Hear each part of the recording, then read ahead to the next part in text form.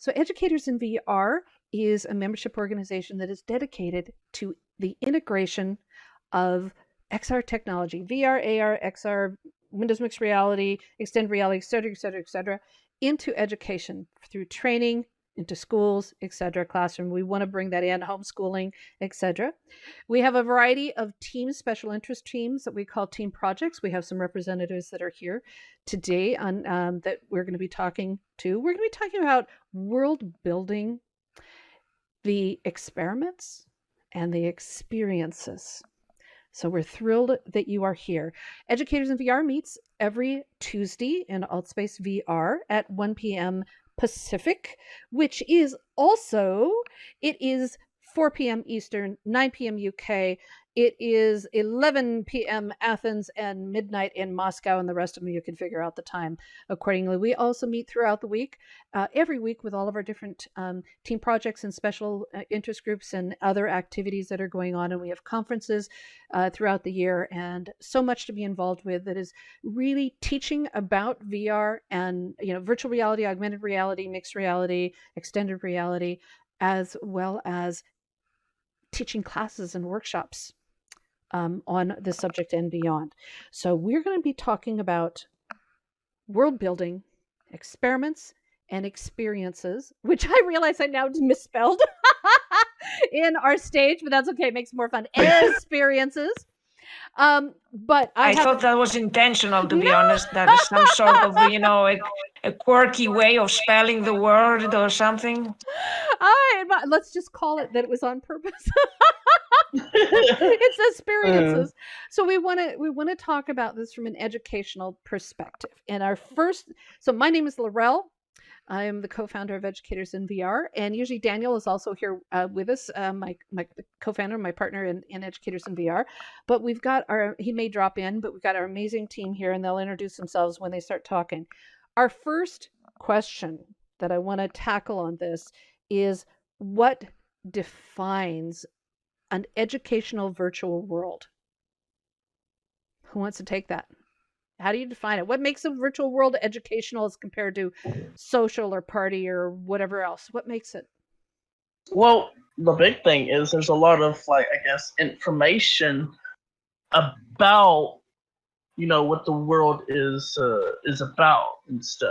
There's informational learning things like trying to think. That's all right. Photos and descriptions of what it's representing in the real life, describing and giving you information about specific things. Okay. So Lance votes for signs and photos, informational thing. What else? I mean, it's possible for a world to have been developed with not having education in mind, but in the end can be used for that purpose, I suppose. Okay, so Lita, so I forgot. Lita, do you want to introduce yourself? And then Lance, we're going to have you introduce yourself. So who are you, Lita? Okay, I am Lita. I'm a team lead in the Cultural Heritage and Preservation Group for Educators in VR. And I build worlds in Altspace, which are reconstructions of existing archaeological sites as they were during specific periods of time in the past. Beautiful. Lance, who are you? I'm Lance Wesky. I usually help out Educators in VR with events and other stuff that I can at least help out with, like moderation. And lately I've been building worlds and moderating. So. And event management. He's been working on all of our world building inventory and things. We have over, I don't know what, I forgot now, Mark. Did we hit 200? 100? I've now forgotten how many worlds we have. It doesn't matter. Even go there. Too many worlds to actually count. Yeah, exactly. So the correct answer is too many. And so that's all right, what else? So Matthew, what defines an educational world to you? Oh gosh. First, tell us who you are, and then answer the question. Warm up your brain. Oh, okay. Right. Well, as you said, Laurel, my name is Matthew, and I am on the moderation team for Educators in VR, along with Lance. And yeah, I mean, what defines an educational world? I mean, that's such an interesting question. You know, it's well,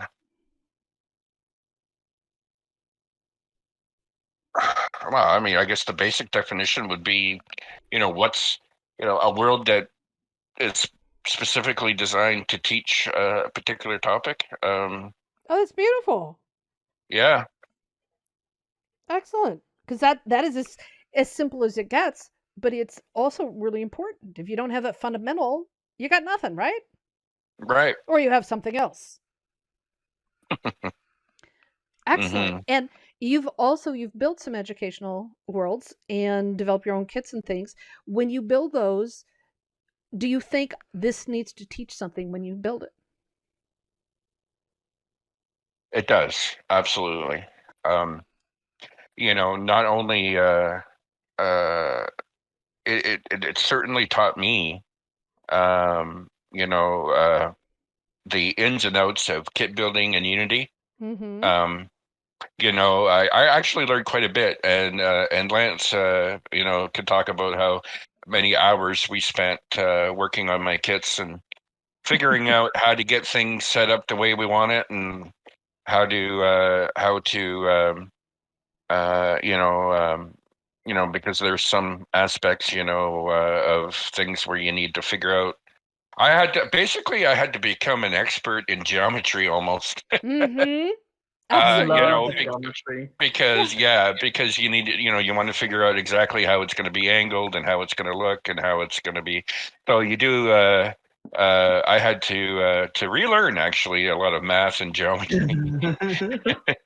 Yeah, I love it when people assume that virtual world building doesn't teach you anything except building worlds. It's like, are you kidding? You get a whole math and science lesson. Absolutely. Ah. Oh Now, Karen, you want to introduce yourself, and you specialize in educational worlds. So I want to hear what defines an educational world for you. Yeah, I'm Karen. I like to, as Llewellyn says, I like to build educational worlds and help out with EdinVR kind of modding whenever I can. For me, an educational world is something that gets a message across to people and makes them think. I like to think that if someone visits one of my worlds, they will actually go away with a message in their minds that they've actually learned from it.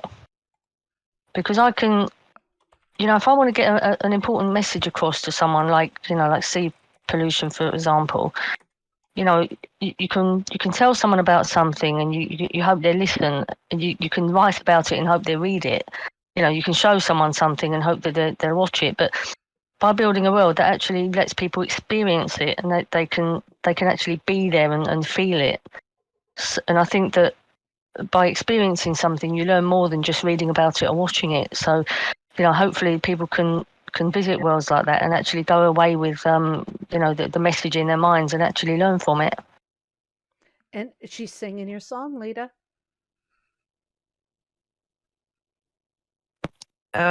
Okay. Well, no, same thing. It's about the experience, right? Oh, well, yes. The problem is, I mean, in my case, it's I try, at least one part of the projects I'm developing right now is to find ways of incorporating inside the world a story in a way. I'm inspired, you can say, by. Have any of you played Fallout or I love Fallout, Elder Scrolls. any of the Elder Scrolls games like Skyrim or Oblivion? I mean, the style of development by that Bethesda Studios has in environmental design is something that really inspires me. They create whole stories just by placing objects and even skeletons and stuff like that inside the worlds, and the whole thing tells a story about the world, and they do it very well. And it's something I hope to find ways of incorporating this in my world, since unfortunately interactivity is not an option so much right now Well, for it's getting there. Altspace. It's So getting there. yeah. It's Yeah. improving and doing. And And go ahead, Lance. well, I was just gonna say, I'm a story-driven person too. You know, I love it when it comes to like in-depth stories. So when she was talking about, the Elder Scrolls and Fallout and stuff, those stories are pretty deep, and I could definitely see you eventually, adding much more stuff like that as best as you can of storytelling in a lot of your worlds. That would be really, really cool. Going somewhere that people usually wouldn't and actually notice that someone dropped something, or Yes, that's very cool. the placement of objects and discovering a set of objects that also appear in other part inside the world in different ways, that show a story that develops throughout the world. This is something that needs. It's very difficult to do, but it's amazing when it's done well. Oh yeah, and it is difficult, but it can be fun to really like make people be like, oh, what kind of story is this dealing with? And that will be loads of fun. I know that for sure. Yeah. So Difficult but fun. Yeah, I want to hear from Mark. Now, Mark, you specialize. Again, the topic at the moment is what truly defines an educational world. You specialize not only in educational worlds. Monroe? Yep. Oh, I'm sorry. I'm sorry. I hit a button that muted me. I'm so sorry. Okay. All right. Here I am talking. I want to hear from Mark. Because Mark, you specialize in not only educational based worlds, but event worlds. And for you, what's the difference between like just an event world, presentation style world, and then what is, an educational world? Well, I think the worlds that I've built are not really educational, in my point of view. I don't specialise in any educational worlds. I build for the fun of it. The fun of building something and bringing it into Altspace, and just hearing the feedback from other users going into that world and saying, "Oh, this is great. Oh, I love this world," and and just saying how much they love the world. So most of my world that I've built lately is for events. So, but for educational worlds, I can only name two best educational worlds that I've visited, and that's Karen's Ocean World. That's really educational. You just go in there and there's nothing. You can just see what it's telling you, and it's remarkable. I mean, yes, there's one sign in there, but it does tell you what's actually going on in that world, and it's lovely. And Leaders, Athens Agora, it's a great Greek marketplace, and it's well, beautifully designed, and it tells the history of Athens Agora. It's brilliant. It's wonderful. It really is wonderful. And then, so the topic, to remind everyone, our topic is on virtual world building, our experiments and our experiences. And so we're sharing those stories and things. So we've kind of defined an educational world as being, so Daniel was still getting a little bit echo of either having some form of, it has to have a purpose. It needs to have a focus. And I think that's really important, is that it's, it needs to have that focus, and that focus and that purpose can be displayed through either signage or through the experience. And I think that is very, very important, that it's a part of the experience to lead people through and to understand how, they get the lesson through participating in that process. Now, when you have an event world, the focus is on the stage. It's focus is on the presentation. It's focused on, you know, what the messages that people are conveying. It's not, you know, it's not connected with, you know, a learning. It is a learning experience, but it's a different kind of learning experience. And so, you know, I think that that's where part of that I'm hearing from you all, that that's part of the difference in there. So I want to talk about something you all brought up beautifully, and that is the narrative part of how do you convey that story? How do you convey the world narrative? Now, Lita, you're probably the perfect one to start with that. You and Karen are so incredibly well versed in building virtual worlds that take people on an adventure, on a learning educational adventure. Fortunately, right now, my worlds do not incorporate the narrative. Almost, I mean, there isn't one really. The only thing I have to give an explanation about the world is the little signs I put in front of the buildings and the important locations that say, you know, this is this thing and it was built then. And to be honest, I don't like it because it's a very traditional way of giving information about, you know, the things you have and the history of a place. And as I said, for now at least, since I cannot have stories, one way would be to put, as I said, to incorporate environmental storytelling inside the world. Also, another way is to have some sort of play take place inside the world, meaning having, you know, avatars, people that play a role and take the visitors of the world through the world like they, and you know, behave like they would if they were actually living in that area and in that era, and play a story which the visitors could follow. That's an idea, but of course it's not. It's even more difficult than the environmental design one, because you need other people to build that, play this role, you know. But let's see, there are other solutions maybe that will appear in the future that I might be able to incorporate in my worlds. Let's see how it goes. Okay, Karen. That would be cool. Yeah, you do narrative, the storytelling with your worlds, really powerful. And you have one of my favorite worlds has signage in it, but it also doesn't have signs. You experience it's a mix. And then you have the ocean, which, you know, is one of my absolute favorites. So can you talk about how you tell that story narrative? Yeah, well, with the ocean, when I built that, I was trying to just let people experience what the oceans actually look like, you know, with all the rubbish floating around and on the bottom of the ocean, and all the sea creatures getting caught up and everything. And if someone actually visited a polluted beach, there wouldn't be signs all over the place telling them where it came from and how it happened and what to do with it. You know, they would actually just see the pollution for themselves. And I wanted to try and get that across in the ocean. Which is why I kind of just made it as I saw it, you know, with all the pollution floating around and whatever. And I wanted people to kind of interact with it and just you know, swim around in there and look at it and kind of experience it and learn from it without actually having to read about it.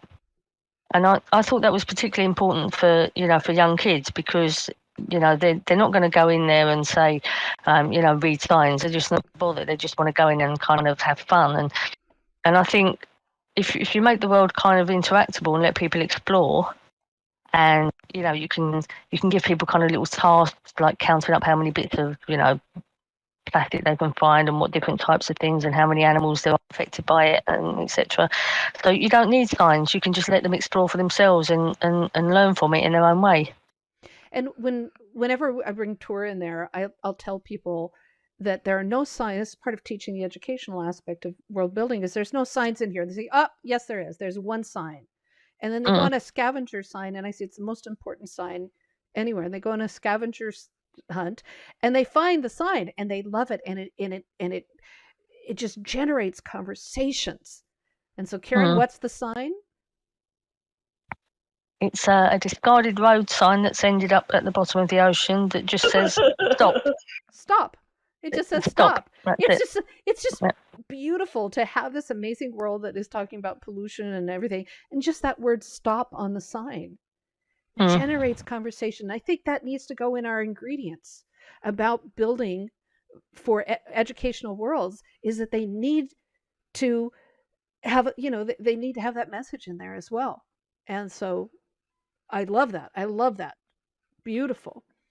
Now Keely is here. Keely, you want to introduce yourself and we're talking about building worlds for education, and you've done some great worlds on hubs and in Altspace, educational worlds, event worlds and stuff. What's your opinion on how we're talking right now about how the narrative of the world building? Yeah, so as Lowell mentioned, I'm a world builder in Altspace and branching out to other universities. I've done a lot of stuff in hubs as well. And the narrative is, I think a lot of people have been touching on it, is it connects the player with the world. So it's really important to look at those key details when you create the world from a historical and user experience perspective. And that's one of the challenges I love with world building, is that you have the standard, does the flow of the world look okay? Is the collider smooth? I reduce the bumpiness, all those traditional user experiences, but also how does it fit historically, a placement of things? Would you maybe want someone experiencing, to see things? So like, again, going back to Karen's really cool plastic waste in the ocean, is you can actually go under the water and see it from the viewpoint of the fish and all the sea creatures, so you could get really that narrative connection to it. And one thing that I experimented a little bit, just a little bit with it, I would say about not this summer, but the previous summer, with a fellow faculty at University of Pacific, where I'm from, and he was thinking about doing React to the Past, RTTP style game within Mozilla Hubs. I'm not sure where he took that, but I helped him, as a consultant on the platform. And I guess real quick, who's familiar with part of React to the Past games? Do y'all know about those? No, I've never heard of it. No, but I want to know. No. Tell us. Sure, I'll try my best. I'm not a formal representative of them. I in a game or two, and it was a lot of fun. But it's very similar, almost to Dungeons and Dragons, if you're familiar with that. So you get character sheets, and it's usually within a historical context. So I did it with the suffrage movement, and part of your homework or assignments is reading passages from that time, and then you'll go into that time and then do debate. So typically this is done in the classroom, and they would have suffragettes posters put in the classroom to kind of set the theme, and I think that will fit with VR really well. And Lita, what you were talking about with having a story, right? I could see RTTP work really seamlessly with your worlds and creating that really immersive experience. So I think, there's importance in detail within the world, but also creating some sort of guide to go with it, whether that be something you download in a PDF or maybe just conversational points, because I think sometimes when people go into, they may not fully grasp it. So if you go into Karen's really cool plastic waste, some people might not make that connection. They might just say, oh, this is really cool, and they don't think about the climate. So maybe having a message, in the world description, which I believe there is, that's a great idea of doing it that way. Just a little nudge, but not too much hand holding. So it's a really fun balance to get it. I love it. All right, we have Jay Drizzle, who is one of our Educators in VR members. Do you want to step up and look for the green button? And do you have a question or a comment?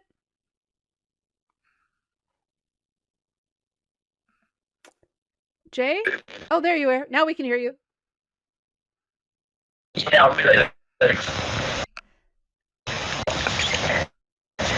Oh dear, are you in the car? Hello. Hi. Okay. Hi. Okay.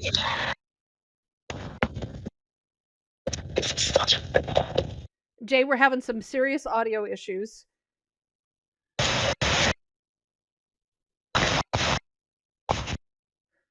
Okay, so hopefully we had you for a second, but we're not hearing you. But we are hearing a lot of noise. Okay, so we're going to move you back to the audience, and hopefully, as soon as you get your audio fixed, we would love to hear from you. And so we're only taking questions from our members, just letting you know. Now we've been talking about the narrative and stuff, and how we tell that story through virtual world building, as it applies to educational virtual worlds in VR. And having built many worlds that have a story in them in many different ways, sometimes you need the signs because there isn't enough information to convey in the experience, and other times you want people to have that experience. And I think that making that decision is hard. How do you make that decision between when to inject a sign and when to stand back and let the experience be the story? Well, for me, that can be pretty tricky sometimes. I wouldn't fully know when to add a sign and when not to. Yeah, So. it is tricky, and the developer side of me wants to say user tests, test it, and then see if it's too much or not enough. I know, Lowell, you have the ability to experience my Little Manila world hubs, and I originally built that without those 360 spheres. So the Little Manilan hubs is a historical recreation of a place that used to exist, but unfortunately, due to so many factors, discrimination, it no longer exists as it is. There's only now 2 buildings remaining. There was 3, but there's only 2. Unfortunately, they used COVID a little. But anyway, so there's two buildings left, but in this Mozilla Hubs online VR experience, you can see how it used to look. And I had it like that originally, but then I was like, oh, I don't think people are going to get the impact. Like, they're just going to get in there and be like, oh, okay, yeah, cool, some buildings. It's like a video game. All right, fine, whatever.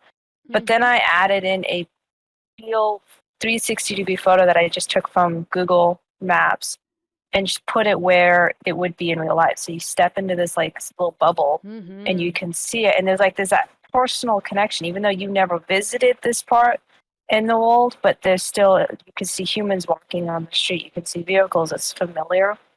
So I think that made that space really more useful. So that was a little user test that I did. I was like, people need to have that connection. So I make that connection.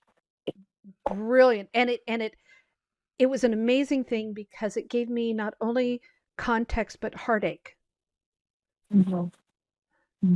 Because part of the story with Little Manila, do you want to tell them what's the story of Little Manila? Sure. So Little Manila is a vibrant community of Filipinos located in Stockton, California, United States of America. It was once the home of one of the most largest populations of Philippines outside of Manila, Philippines. There's a lot of Filipinos coming in, migrating into the U.S. There's great people, great community. And then, unfortunately, they wanted the city of Stockton. I wouldn't say we're very welcoming, to put it nicely. There's lots of segregation and discrimination, racism, you name it, unfortunately. And then they found a way to kind of destroy the community by putting in this crosstown freeway. And instead of saying, hey, let's build this freeway a couple blocks down and destroy some farmland, they were like, nah, let's put it right in the middle of this community and in the heart of Little Manila, and destroyed a lot of those buildings to put that huge freeway in place. And it's quite unfortunate. And they even replaced some buildings for McDonald's, which was sad. And it really disrupted the community. So yeah, there's definitely a sad part of that history, but I feel very honored and blessed to be able to help keep it alive and keep the voices alive within it as well. Oh yeah, and it was funny when I went there to look at it. It was like I learned, because I didn't even know about any of that until I actually went there and saw what it looked like, and then did my best on reading reading those posters that you had, and I actually learned a lot, and it was actually really cool. I actually liked it. I actually liked that place. You definitely bring it to Altspace. I know, many to-dos. Yeah. But it was amazing to see the recreations. Then you walk into those 360 spheres and see the highway. You saw the McDonald's. You saw that. So that was such an amazing emotional connection. And I love that. Now, Lita, would you consider doing something like that to show what it looks like now? Inside my worlds, put the Yeah. 360 as it would. That No. would be cool. No, I wouldn't personally. Yeah, I didn't think so. I don't like 360 spheres. You know what would be a better idea? I mean, I thought about it, but that's even more difficult than other things I'm thinking of doing. Is creating an exact one-to-one photogrammetry version of the That archaeological would still be pretty cool. as it is Yeah. today, which means you can try, traversing the place as it is today in VR. But more of a photogrammetry. That would be Yes, cool. through photogrammetry, but that's at this point is very difficult because just putting, even if I could get a photogrammetry, version of the archaeological site, it would be enormous. It'd be really, really heavy. Huge for Altspace. Altspace wouldn't be able to support it, Yeah, it unfortunately. would probably be Even frameless. if I try to decrease the number of polygons, it would not be able to support it. Yeah, probably not. But I like your reason for not wanting to do the 360 spheres because that's intrusive. For what you've done, that's intrusive. Yeah, I want people to be. The problem with 360 spheres for me is that you cannot explore them, obviously. My main thing with creating my worlds is I want people to explore them, go through them. And that's where 360 spheres cannot do that. So and also it breaks the feel of the world. If you put in the 2nd century AD version of my world, 360 sphere of a photo, 360 photo of how that archaeological site looks today, it's just I don't think that fits in. For your it's world, my opinion. No, so you'd have to create a whole new world. Right, but I think that's important is that there's no right and wrong. There's just the versatility. And Matthew, you've created a world where you're going to be. Can you tell us about the event that's coming up in the world that you built for that? Oh, yeah, okay. Well, first off, I do have an event in Altspace happening in oh gosh, about an hour and 30 minutes. Yep. Yeah, about an hour and 30 minutes. So it's an event that I'm doing to pay tribute and to honor the children, Indigenous children in Canada who were forced to attend residential schools through the 1850s, from the 1850s through to the 1990s. And they were stripped of their culture and language and assimilated into the dominant European culture. So that's the event that I'm doing a little bit later. Just a little bit of a tribute to the children who died. And when I built that world for that event, I wanted a space where it would convey a typical. Well, I hate to categorize it like this, but typical Indigenous culture, and so and specifically my own Indigenous culture, which is I'm a member of the Anishinaabe Nation. For those of you who don't know, Anishinaabe is actually also referred to as Ojibwe. So I wanted it to be specific to the culture that I'm from, and I just did my best to create a space that would convey that, and so we can have a great event later on today, and hopefully somebody learns something. Excellent. I'm so excited about that. When you chose to bring you have some teepees, you have a bow and arrows, and you have tomahawk and stuff. When you chose to bring those in, you had lots of choices you could do, but talk about making that decision. Okay. Well, as I said, I wanted it. You're right. I mean, there is all kinds of choices that I had. There are several different indigenous tribes here in Canada, and they all have their own specific culture and language. However, those items that I chose were very specific to my indigenous culture. The Anishinaabe Nation. So it's they were tools and stuff that were used by indigenous people in the past, and when I chose to brought those in, I wanted to sort of convey that in a way where people can say, "Oh, look, there's a tomahawk," and I don't have anything in the world written or anything describing what they were used for and all that, but like in an event, need to. Yeah, those are stereotypical. Yeah, like in an event, I would just mention that, or I would talk about it a little bit. Yeah, those are stereotypical. Like right out of the movies, the tomahawk, the bow and arrow, and things. That's stereotypical. So I don't think they need to be explained, unless you want to convey a bigger message to it. Right. That there was more symbolism associated with that. So we are so thrilled about the event that we have coming up in less than an hour and a half. What? Yeah. And you want to tell us why we're going to be showing up wearing orange? Okay. Well, yes. A lot of you probably don't know the whole story behind that. So here in Canada, it started a few years ago. Here in Canada, we have what we call an Orange Shirt Day, and it's on September 30th every year. And on Orange Shirt Day, what everybody does is they wear orange shirts specifically to honor not just all the children who died, but all the survivors who are still with us today.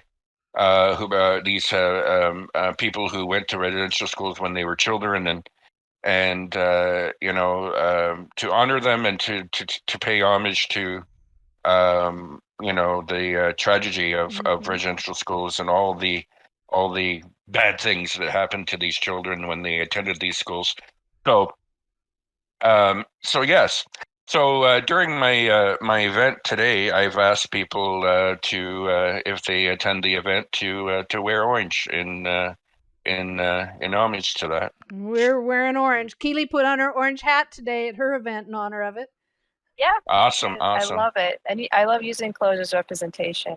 Yeah. Personality. So I'm all for it and excited to be there. It's going to be awesome. Yeah, I turned all the bits that were green on me to orange. Now I have an orange shirt. So we're ready. We're ready to go.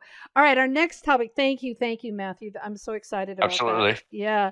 Now, the next topic in this world building, this is Educators in VR. We are talking about virtual world building in VR, some of our experiments and experiences.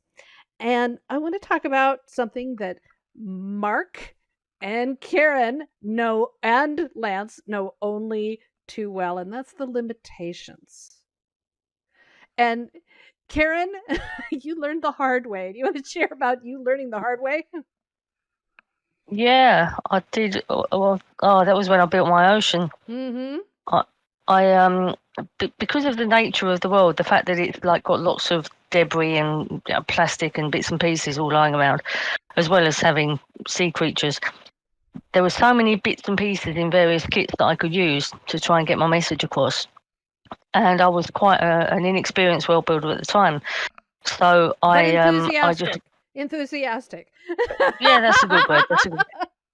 Yeah, and I was just really excited about all the kind of bits I found in the kit. I just went through every single kit looking for stuff, and I thought, oh, I'll have that, I'll have that. And I was just like a little kid in a candy store. I was picking up stuff, and I was going, oh, this looks good, this looks good, and everything I could find went into the world. And by the time I'd finished it, I had about 35 kits in there. It was just crazy, and I didn't realise at the time that was a bad thing. Again, but yeah, that was because of my inexperience. Well, tell them why but, it's a bad thing. Why is it bad? Well, because every time you use one object from a kit, one or two objects from a kit, the entire kit loads into the headset. So it's like using every object in every kit, which was crazy. I thought it was okay just to use one or two objects here and there because I thought that'd be it, and it wasn't too much. But it was far too much for the world.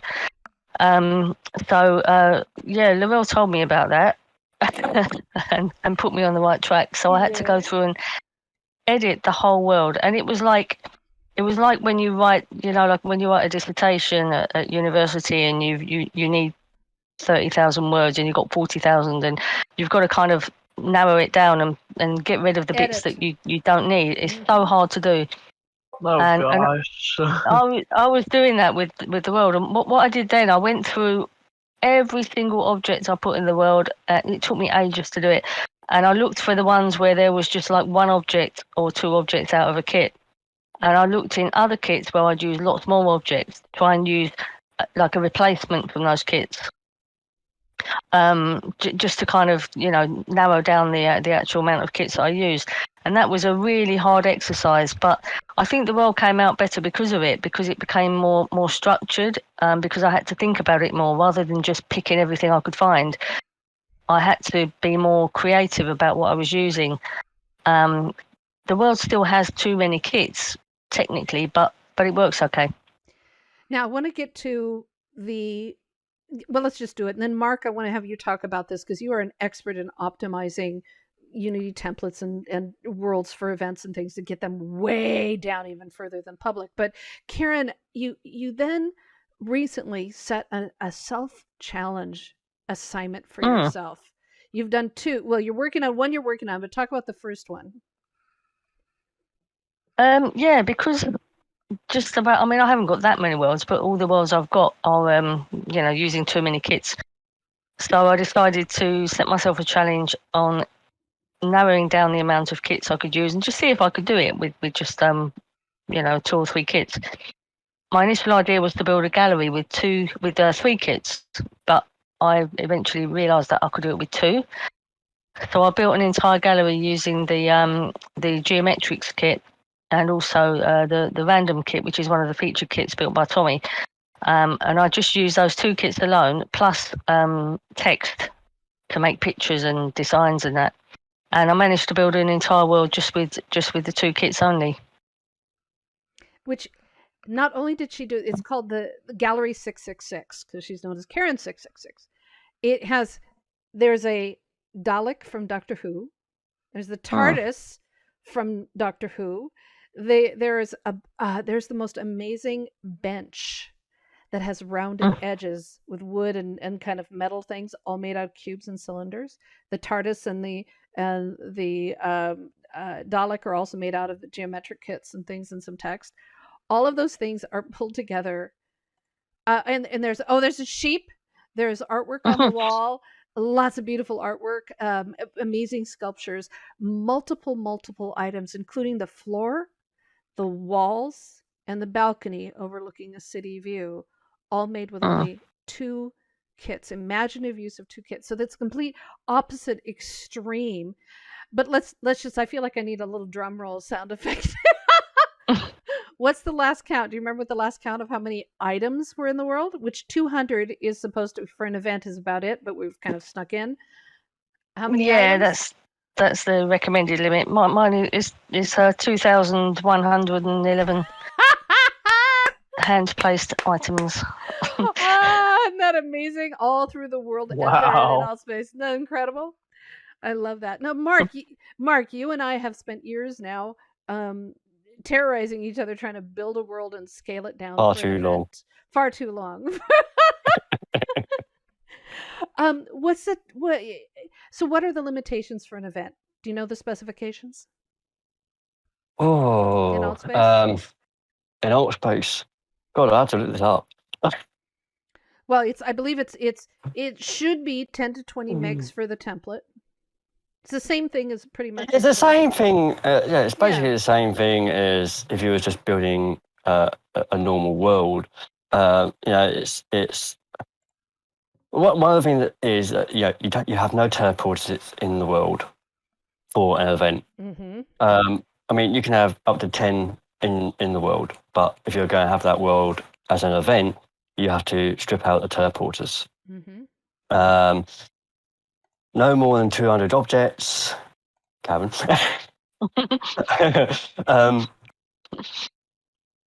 Yeah, no more than 10 meg for Android users for a template and kits. So, you can use as many kits as you want. So, up to 5, no more than 5 kits, as long as that doesn't push over 10 meg for the kits. There's more, but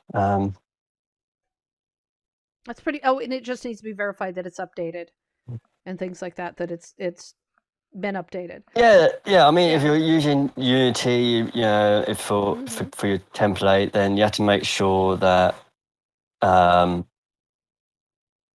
that you're using the Vite Unity version. So,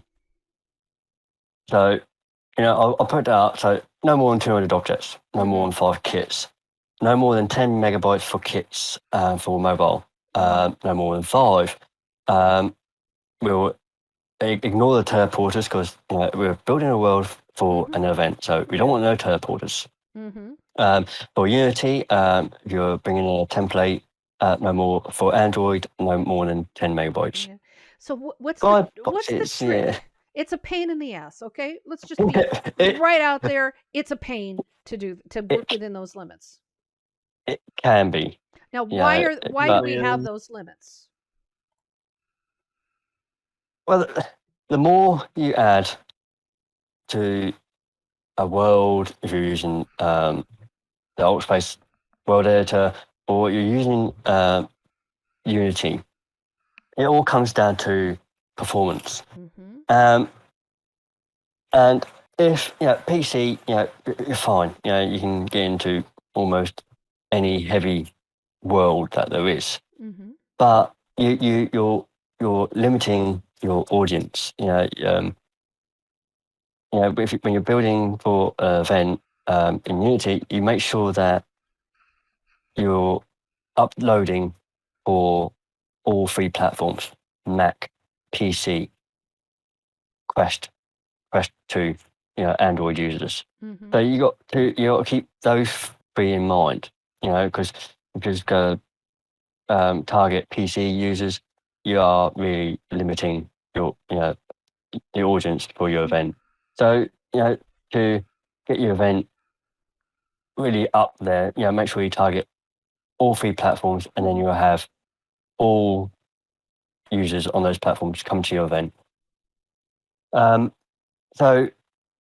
But the performance is really targeted at Android users. Because if you want to host an event, you want people to come in the door, right? Yeah. And if they can't get in the door, or they have a crappy time getting in the door, then they don't. It makes it for a more miserable experience. If you've got lag, if you've got stuttering, or it just took 20 minutes to get in, you can go walk around the building. So having that, that makes a huge difference. So I see that Mitch has got a question I want to get to here in a second. But what just a couple tips on how do you create a big, healthy, wonderful event world and then get it underneath those limitations? What are a couple tricks you do? Well, with Unity, the main suspect is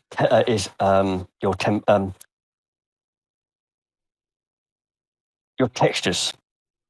Textures are the main culprit in Unity.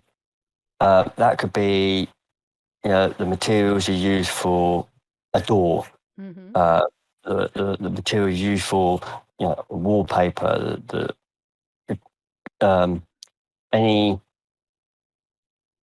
anything that, if you're building a house, so you've got tile textures for your roof and stuff like that. Mm-hmm. When you are adding textures to your Unity, then they default to really high file size or compression. So you really want to get that down as much as you can. I mean, Unity can do it for you, Mm-hmm. but you can use something like Photoshop, which will do a lot better job at compressing your images, your textures. So if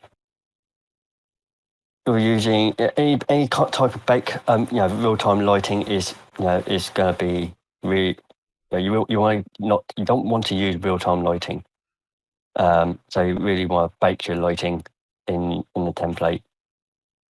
So, but the main culprit is your textures. If you have like photogrammetry, and you're using a mobile phone, a mobile phone will take a 4,000 by 4,000 resolution, Mm-hmm. which isn't great. That is not great. So you want to knock that down for Android, about 512. But start going lower than that, then words, text, or faces are really going to be unrecognizable. You're not going to be able to read the text. You're not going to be able to see faces in the pictures. Absolutely. So, sort of like half of 1024 by 1024 is where you want to be.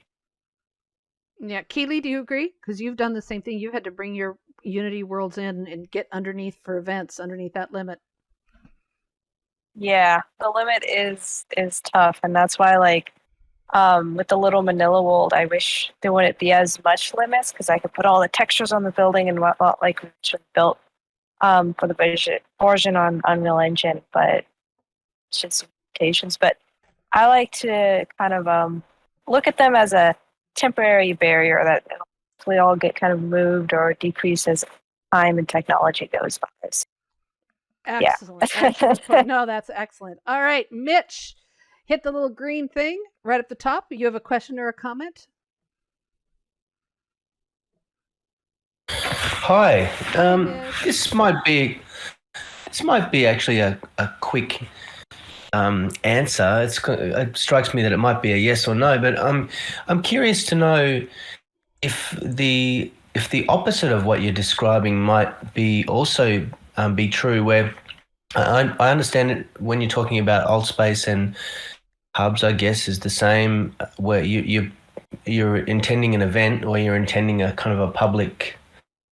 You're intending to publish for the world, but is it possible to have a large overhead or a large selection of kits if you're talking about just say working with one classroom, and you might have the ability to sort of pre-download everything to a set of headsets? Well, when you're working with social VR, you need to work within the limits of the social VR combined with the limitations of the headset that is being used. So if they're as Mark said, if they're coming in on PC VR, which is either in 2D or a tethered headset, that has much more RAM and capability to manage whatever's going on. But if you're doing a private class and they're all on the Oculus Quest 1 or 2, then you need to scale it down to accommodate those. And most people and most schools tend to buy if they're going to go with like the Quest, they underbuy. So they'll get like the 8 gig instead of the 16 or whatever. That's not, what is it? What are the two numbers? Somebody reminds me. There's 256 and 120. 5, isn't that right? 64 and 64, 256. 128. There it is. Okay. All right. So I knew it was one of those numbers. And so when they have this the lower ramp, they can only, you can only, it's more than just square peg round hole. You're trying to jam, clothing that will fill up a trunk into a little carry-on bag. It just ain't gonna go. So depending on the headsets and the platform you choose, you have to work within those limitations. So if you have right now, Karen's working, she's working on a world where she's using 8 kits, and it's going to be an event world. But the total size of all, if you count up all the megabytes for those, what is it? It's still under 2 or under 4 megabytes. Isn't that right, Karen? Which one are we talking about? The one, the new fridge. one? Yeah, the fridge. Oh, the fridge. Yeah. I'm not sure what that is. I'd have to look it up. Yeah. Okay. But well, I thought yesterday I thought you said you had like 8 kits, or the day before, the 8 kits. Yeah, I think it was. I think it's about 9 kits. 9 kits now. All right, but it's still under. It's still under the limit. So if you have really low poly optimized, and then you do, but as these people have also beautifully said, and when I'm teaching world building and writing and artwork or anything else, that when you limit what the students have access to, after the first 20 minutes of banging their head against the wall going, well, I don't have enough stuff and I can't do this and I don't know what to do with it. If you just keep pushing, their head starts opening up and they start seeing things differently. And if they visited Karen's 666 gallery, the Gallery 666 in Altspace, and see with 2 kits only all of the things that she has created, to take the imagination in a completely different way, to see what the potential is if you just take 2 things. And one of the stories I tell over and over is our friend Homer in Altspace, when the world editor was first came out, he wanted to build something, but he didn't know what. He's not an artist. He loves working with his hands, but he just, if you said you're an artist, you're creative, he'd go, give me a beer. And and he took these rocks that were in the Alien Planet kit, and he started putting them together and said, I just made a neck. Well, okay. Oh, I just made a wing. Well, what has a wing? And then he built a huge dragon, winged dragon, out of 180 rocks. That's thinking a deeper, that's teaching and going deeper into your imagination. So you don't go, I'm going to put a car in, I'm going to put a house in, here's a tree. It's like, no, make the tree, make that car, but here's what you're limited to. So what do you think about that?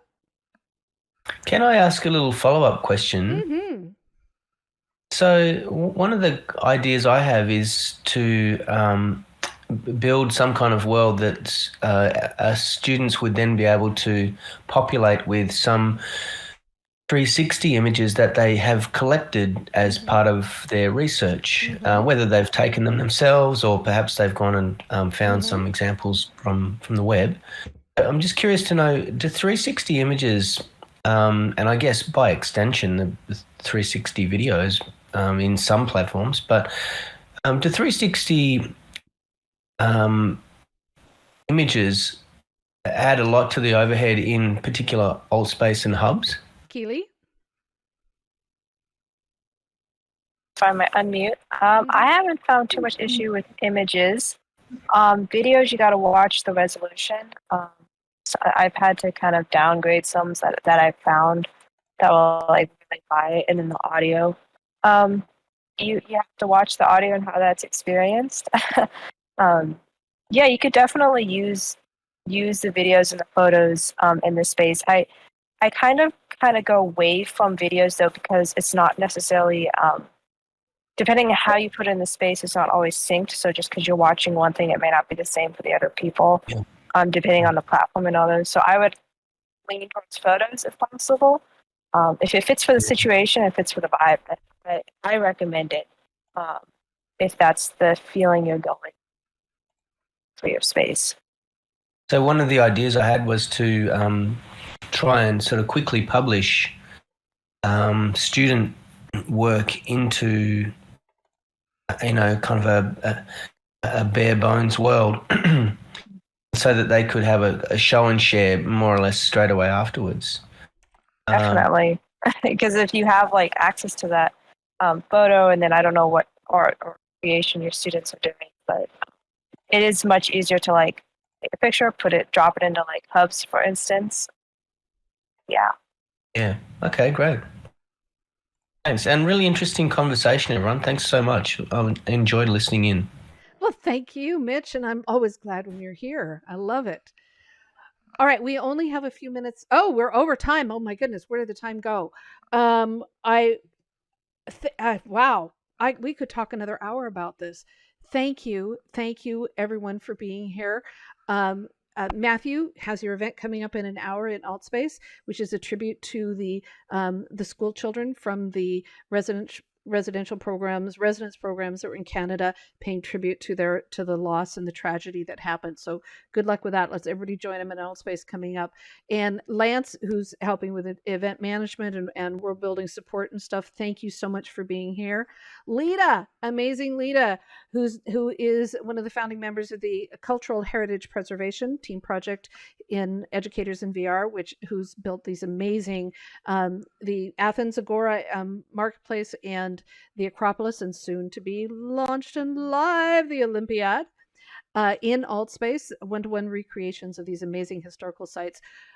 Keely, who is the founder and team leader for the virtual schooling team project for Educators in VR, who is going to be kind of semi-stepping down. So we are looking for a new team leader or co-team leader for the virtual schooling to keep that going, to talk about remote learning, virtual learning, online learning, homeschooling, etc., using XR technology, etc. And Karen666, my love, is an amazing world builder and part of the support team for Educators in VR. And we use her worlds constantly for educational touring and things. And my sweet best friend Mark, thank you so much for being the great workhorse you are for all the world building that happens here with Educators in VR, and for all of the beautiful heart of service that you have for making sure that you keep me under control too. So thank you all for being here. All right.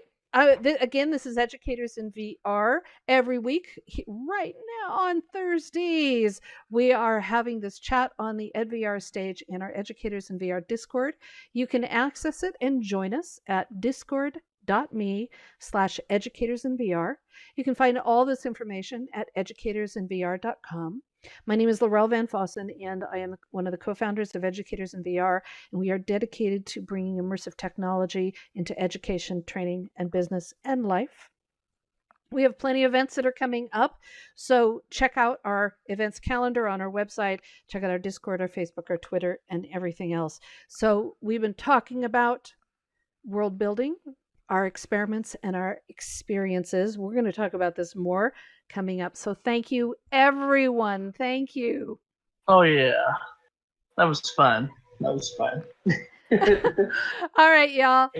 Happy Canada Day. Yeah, oh, yay! Yeah, Canada Day. Happy Day. Canada Day, everyone.